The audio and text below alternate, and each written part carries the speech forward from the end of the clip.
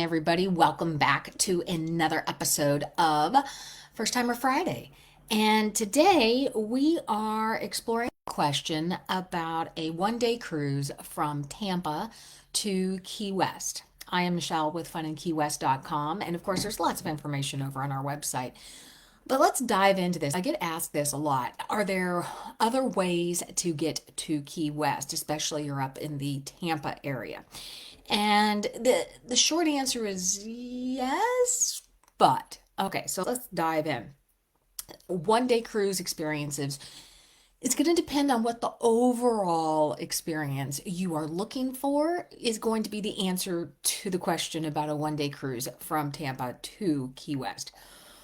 But Tampa is a great starting point to get to Key West. It's easy to get into from most major airports. There's a lot to do in Tampa if that's going to be your layover stop.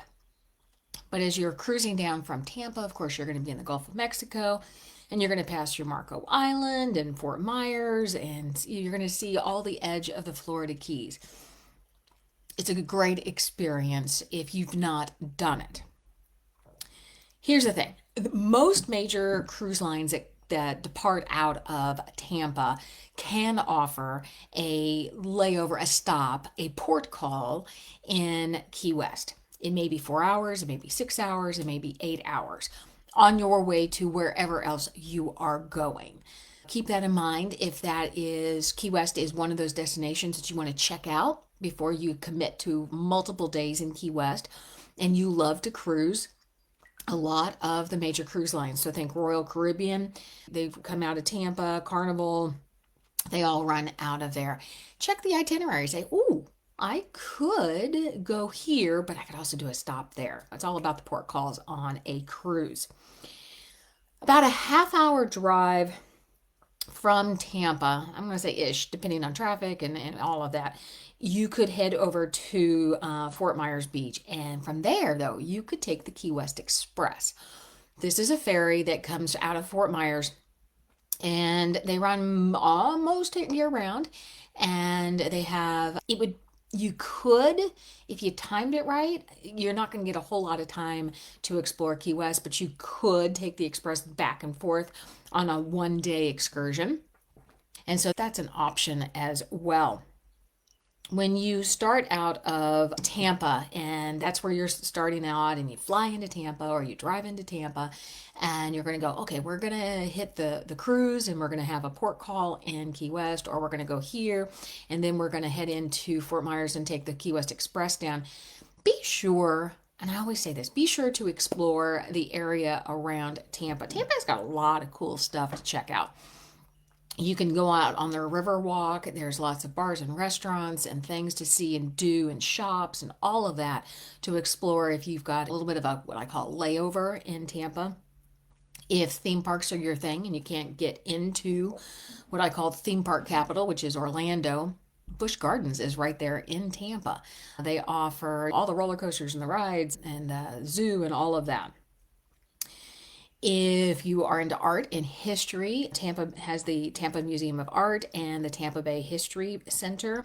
It gives you a lot of insights into the foundations and the history of Tampa. And I always find it fascinating to figure out, okay, how did this city get to be? Who were the people who made it and all of that? And of course, there's Curtis Hickson Waterfront Park. They say is the most amazing place to sit and relax before you head out on your next journey. As you sail through the Gulf of Mexico, depending on if you're on a cruise ship, which is large, you're going to have all the entertainment. You're going to have all the bells and whistles. You're going to have all that fun things that happen on cruise ships. If you're on the Key West Express, it's a smaller ferry. Think ferry experience. You can have your cocktails. You can enjoy the view. Hopefully the weather is amazing so that you get to experience the Keys from that perspective, not coming in from the air and not driving down. Coming in from water is an experience that you absolutely should check out. Of course, I'm going to say, okay, now you've got to Key West. If you're staying overnight or a couple of days, there's, like I said, FunInKeyWest.com, head over there, tons of things on what to do. You can even book your tours straight there. But if you're only going to be in town for a little small section of time, here's what you should probably hit. Southernmost Point, Get your picture. It's iconic. You were there. That's how people know you were there in Key West. That's the southernmost tip in the United States. So get that photo. Of course, you're going to walk down Duval Street, maybe pop into a few places here or there, check out the boutiques, do a pub crawl maybe, but keep it in check. But check out the live music scene. There is so much to see and do walking down Duval. And if you don't like what somebody's playing here, walk out the door, go a few doors down, different vibe, different singer, different thing. If you're traveling with young people or you are a person young at heart, check out the Key West Aquarium. It'll give you an idea, especially if you want to go snorkeling or diving, of what you would see if you were in the waters around Key West. I think the Goliath grouper is still there, but you get to check out what is actually indigenous to the area. Of course, you have Ernest Hemingway's home. You get to see the six-toed cats. They're all descendants from Snowball. Take the tour. Learn about the penny by the pool. It's a fascinating story. And if you were one of those people like me, growing up and in high school you were forced to read Hemingway for English, this gives you an interesting perspective on the man as he wrote a lot of his books there on the property there in Key West. Just a fascinating insight into that section of his life and the impact it had on his writing. If you, again, are a literary person, head over to the Tennessee Williams Museum. You can learn all about the man, see some memorabilia, and you'll probably walk away learning something new that you didn't know about. Now, if you're going to be staying a little bit longer, of course, you're going to head over to at least one night, Mallory Square. Check out Sunset Celebration. That was one of the things that fully attracted me to Key West for the first time was here's a place that every night puts on a celebration to honor the sun going down. Grab a cocktail, do a cheers to the sunset. Their festivities start about an hour before sunset, go to about an hour after sunset. You can grab your cocktails, you can see entertainers, street entertainers, listen to music. There's vendors there usually. And so there's all kinds of things to see and do. Another thing, if you have the time and are staying, this is an all-day event. So you are not going to come in, do a 6 or 8 hour layover in Key West, do a port call there, and then still have time to do this. And that is to head out to the National Dry Tortugas.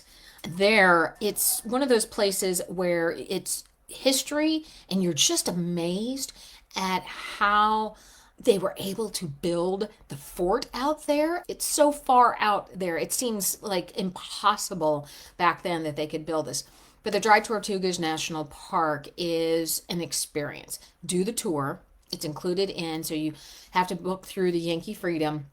And I'm going to forewarn you, this, because of limited seating on the ferry, it books up in advance. So this isn't a last minute thing. Oh, let's see if we can do this. Very rarely does that occur, but go out, check it. You can snorkel while you're there. You can, they offer lunch on the boat, all kinds of things. Just to be able to walk through the fort and take in the immenseness, or that's not even a word, take in how massive of a build this was and how remote this location is. It'll blow your mind if you've not been there. Again, if you're staying a few more days in Key West, you can go out snorkeling, you can go out diving, you can, of course, there is a large coral reef out there. From what my research says, it's the world's second largest coral reef, so that's pretty cool. You can go out and do a glass bottom boat tour if you don't want to get into the water.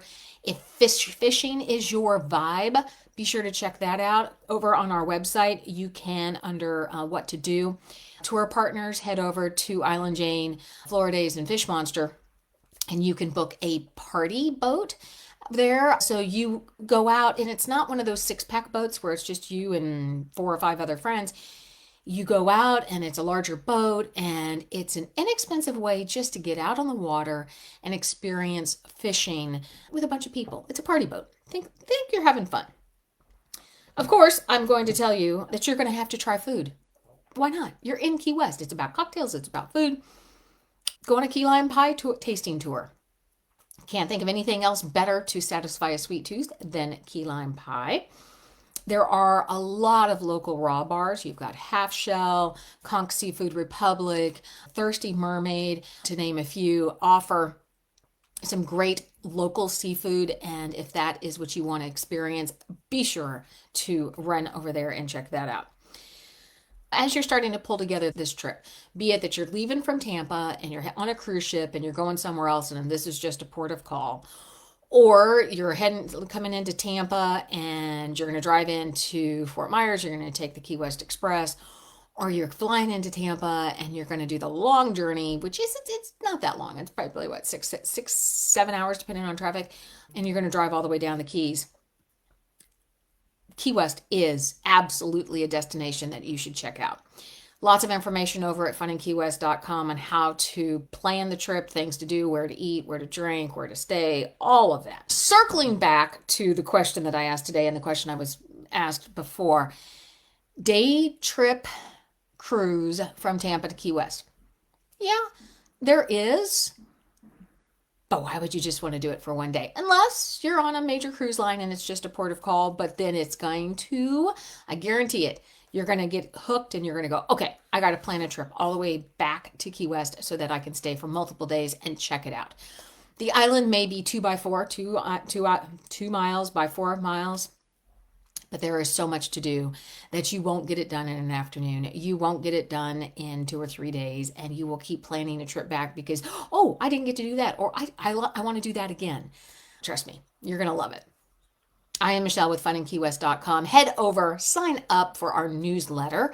Fingers crossed, I get it out every Friday, depending on my schedule, but I attempt to do that. Also, at the footer of our website is the sign up for our book club. Yeah, we got a Fun in Key West book club. We have books every month that we talk about in a private Facebook group. So be sure to sign up so you can get access to that. And the books are all about Key West or some sort of Key West connection. You got to check it out. I'm Michelle. You guys have a great Friday. Thanks for stopping by, and we will see you next week.